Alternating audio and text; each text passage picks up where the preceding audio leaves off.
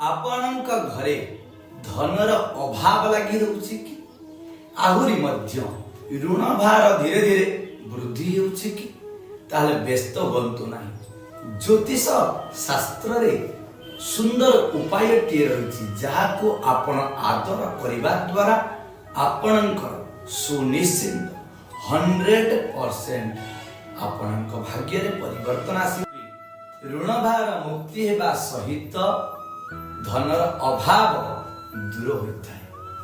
कौन से महाउपाय लक्ष्मी पिरामिड ये होची लक्ष्मी पिरामिड। ये पिरामिड को श्री सूक्त द्वारा अभिमंत्रित करी प्रतिष्ठित करी यदि आपन घर ईशान्य कोण नॉर्थ ईस्ट डायरेक्शन रे आपन स्थापना करूछंती पूजा अर्चना करूछंती आपन घर 100% मां महालक्ष्मी नारायण आशीर्वाद रहिते धनर अभाव दूर होता है। यदि वीडियोटी आपको भल लगी लाइक शेयर सब्सक्राइब करने भूलिए नहीं।